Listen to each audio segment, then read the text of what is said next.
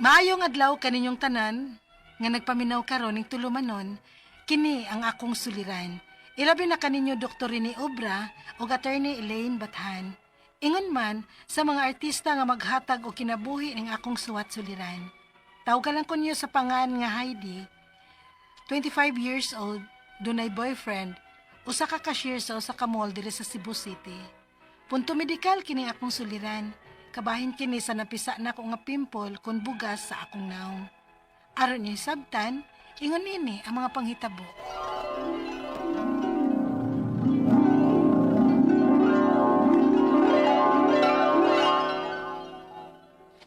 Mag-retouch lang ko gamay sa akong makeup.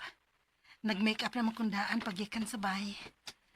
Pero oily na sab kaaya akong naong. May 10 minutes pa man hinuon ko usa kumuin. Hi there, pretty. Good morning. Hi there, pretty. Pretty ka dyan. Good morning, bitaw, oy. Uy, nauna man day ka na ako din his comfort Ay, room. sustay. Ang motor nga akong gibuk day. Murag yung LBM ang driver ay kusog kayong mipadagan. As in, musingit kis mga dagko kayong truck o mga bus. Akong giingnan, oy, hinay-hinay lang taon kuya. Uy, waramang ko magdali.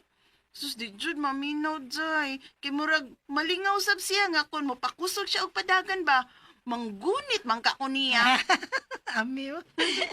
O kung mukalit siyang padagan, no?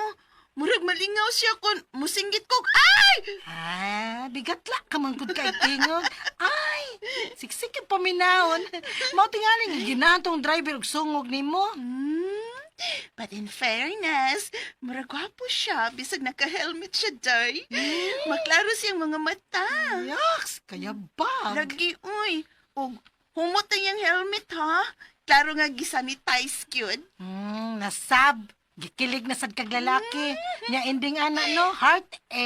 Ay, grabe siya. Kay nag-akinatag mga heartaches, wa na lang tayo right nga mo daig og laki. Salig lang kadang gwapa kada. Hamis pa yung kakutis. Ninang ni mo ay sa amin, tanawa good, hamis kay day. Wag yo'y bugas. Samtang kining ako taon, murad nagyog kaguran ning akong naos mga uwat sa bugas. Kaguran yun. Grabe. Ay, bitaw day. Blessed na sad kaayo ko nga wa gid ko anang bugas-bugas sa naong. Sukad pa gid kani adto. Uwili ko pero di ko bugason. Hindi na all. Bisan unsa naman lang ginay pamutang nimo ana imong naong good. Kadaot sad baya na. Ako kana akong gamiton mga mild ra gyud na nga cleanser creams. Ay, kinilaging trying hard kay tang manambal aron maayo. Uy, tana, uy! Hala no, nagsige manghino tagtabi din eh. Na, malate na unya ta. 479 tanan, ma'am. Kakatul baya sa akong ilong, eh. Here. I received 500, ma'am. Miss, kung pwede lang palihog, ayaw sige ugunit sa imong ilong. Well, magunit ka kwarta. Kayo ga magunang kwarta, miss. Makapimple na. Ha?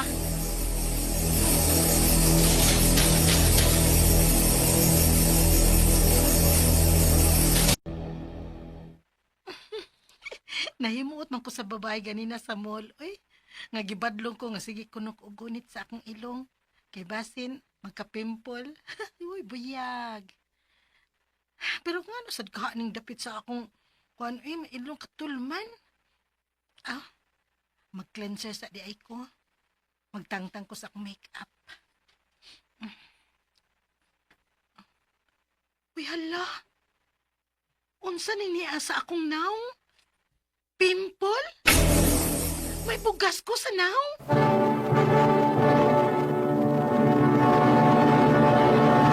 Recorded by X Thunder Gaming.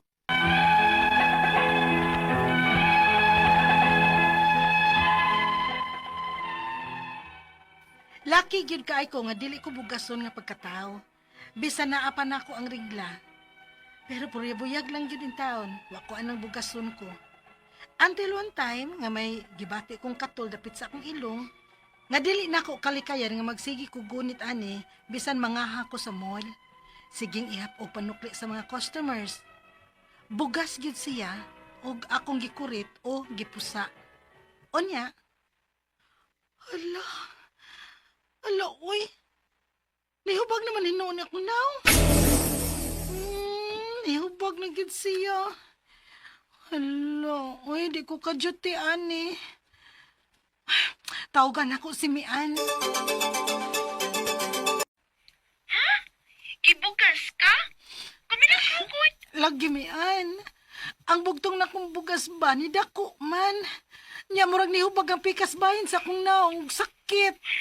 Nahadlok jud ko, ani ba? Hala ka diha, uy. Tagsaratood ka bukason pero as in nahubag yun ang imong naw. May pa-check up na, uy. Ay, oo, lagi. Mo absent sa ako ron kay magpa-check up ko. Nag-inom naman hinon kog pain reliever. Pero da, uy, nihubag man gid ang akong naong day.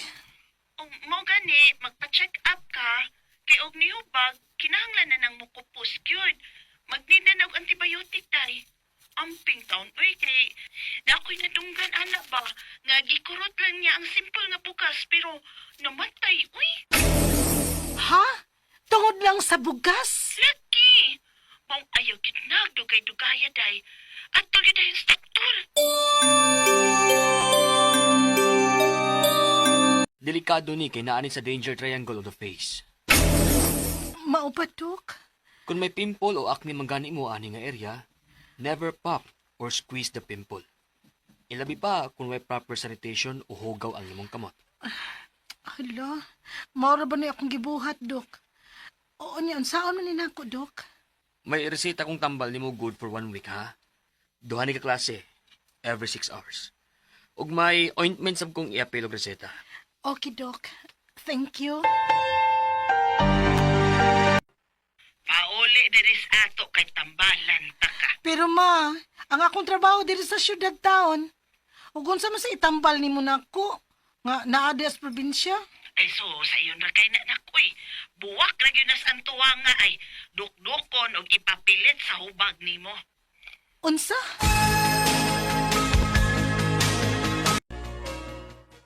Ayaw, patuwa ng mama ni mo. Oy, Heidi. Ayaw na ninyo hilapti kay ma-infected unya na. Unya pa. Unsaon man din ni nako? Iwasaw na tugtumar ang tambal nga grisitas, doktor. Kay dili maguna ingon anak dayon nga muhiyos dayon suod sa 3 ka adlaw sa pag-inom nimog tambal. Human sa 7 ka adlaw o pagkahurot sa ibong tambal, pagpasikan opinyon na. Pa.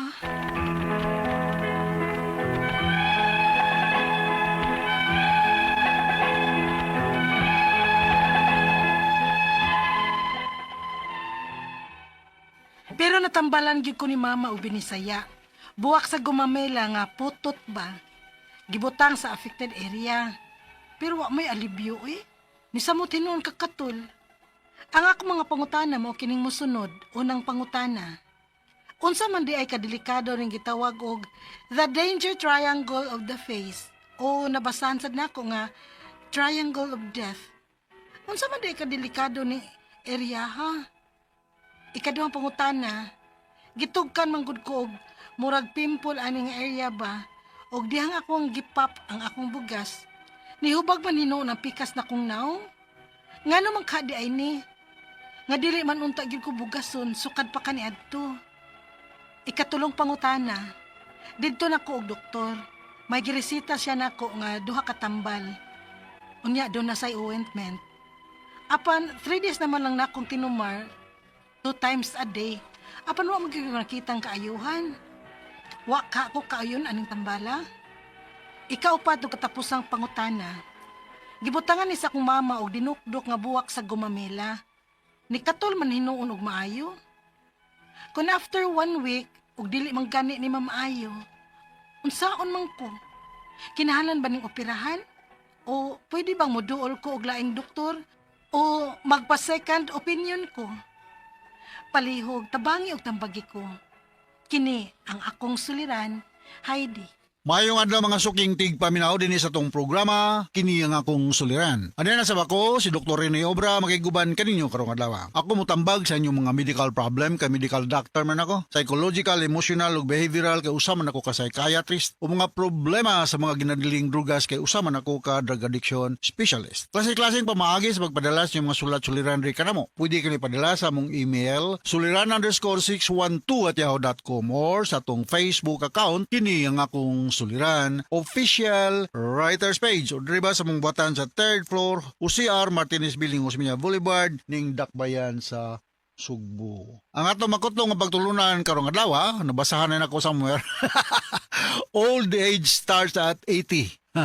Tato ba kato mga 79 dili pa ka old ay kay old age starts at 80 man. So learning is lifetime. Doesn't mean nga kung ikaw 60, 70, 80 you stop learning because daghan pa gyud kay tagdili ibala na ning kalibutan na. Bisag hudton pa natong kurso sa universidad, daghan gyud tagwa may bali. So learning is lifetime. As long as we still breathe, we keep on learning. And respect, ha? Respect. Okay? So, ang atong magtatampo karong adlaw si Heidi, 25 years old, na ni siya boyfriend, cashier ni siya sa usa ka mall dinhi sa Cebu City.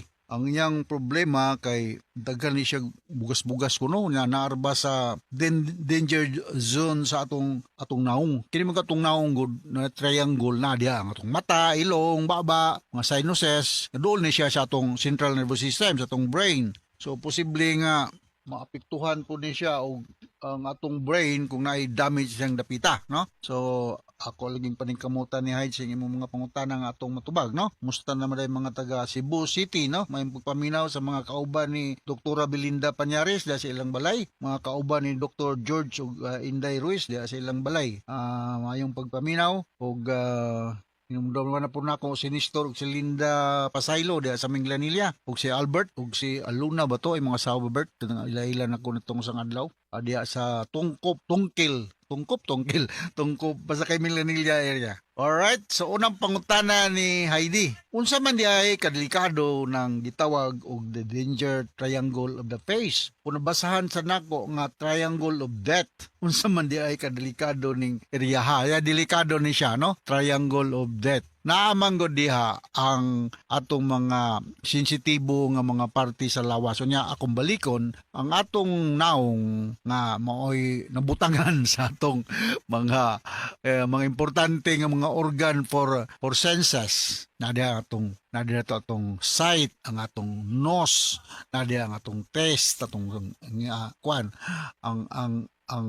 ang atong pagsimhot lagi na ang ilong nya der sa kilid-kilid na atong dunggan nya ilaw ba yan na diha ang atong brain ana ubos na ng atong spinal cord. So this area is very delicate good. I mean very sensitive good, dangerous good ug ma-damage for some reasons, no? So mo na nga careful lang gyud ta, mabitaw nang magmotorsiklo ta, ha? Kadtong mga nagmotorsiklo ayaw mo pagkumpiyansa kinahanglan lagi mo helmet kasi bakog makatumba-tumba protected ang atong head area. Nilibaya na makasigurado kang maay kay kamo drive ng motorsiklo kay makaligis lang kada pakpak sa saging wa na yabo na ka, tumba na ka. Ako I think authority kumonsultihan kay ako Dr. Rene Obra 10 years ko nagmotorsiklo. Napo katuig kong nagmotorsiklo bisan si estudyante pa ko nagmotorsiklo na ko. So kay bawag ko sa kinabuhi sa usa ka tawo nga magmotorsiklo.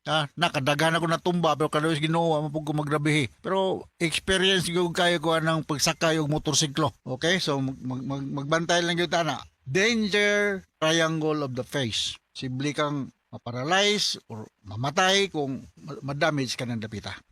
Ikaduhang pangutana, gitugkan manggugkog murag pimpol ani nga area. Ug dihang akong gipap ang akong bugas, nihubag man noon ang pikas naong ngano man kadiay nga dili man unta gyud ko bugason sukad pa kaniadto. Well, ngadto sa mga bugason usahay ba na hormonal, no? Kani magkadalaga, magkaulitaw, taas ang imong testosterone level, maybe other hormones, estrogen, maka-cause ni siya og inunta pimple kanang formation.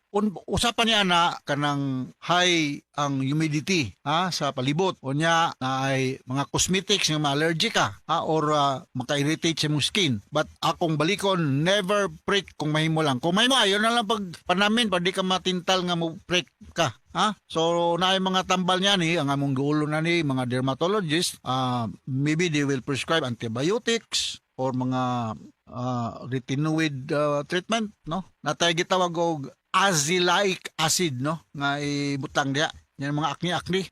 Pero antibiotic yun. Naagay mga antibiotic. Kining benzoyl peroxide. Dili ni siya parehag hydrogen peroxide, benzoyl peroxide. Usa po ni sa idisita sa dermatologist. Nabalo ko na ni pero dili gyud ni mo akong trabaho kada adlaw ang mga expert ani mga dermatologist. Sige, ako lang siguro pong lakbitan pag istorya. Unsaon na to pag likay nga dili ta magkabugas, no? You must be hygienic. You have to wash your face with warm water, with mild facial cream. Yan may butang diha. Avoid breaking or touching sa imong naong. Kay ang imong kamot usahay, ugaw, maka-irritate, no? Imong diet must be healthy. Fruits, vegetables, and kung naa kay exposure, mag beach baron or naabot mga outside activities, mag sunscreen ka. Make-up nimo must be selective. Dili lang kapataka kay basig allergy po ka sa imong makeup. Sunod nga pangutana, dito ko doktor ug gisustahan ko niya og clindamycin ug cloxacillin. So di sa mga antibiotics ni sila ug ointment. Apan 3 days naman na akong tinuma 2 times a day, wala pa man koy nakita ang kaayuhan. Wala ka ko kauyon sa tambal. Well, ang kinimagong tambal Heidi, no, mag-ayon-ayon. Don't expect na in 2 days or 3 days time everything will be okay.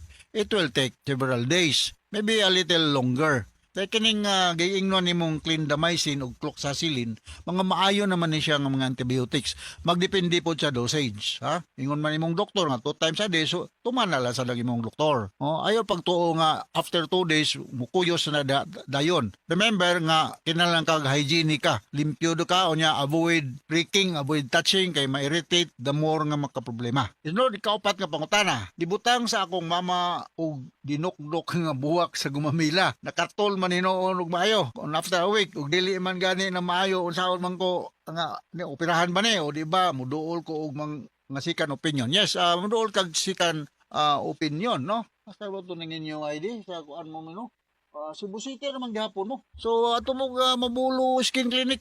While dili lang ko mo comment anang buwak sa gumamila kay wa ko experience na. So naa ba po yung mga pollens o naa po yung mga irritants na hinoon nga maka-add-on sa problema. So careful lang taan yung mga allergens sa mga dust or whatever nga maka-aggravate sa kondisyon.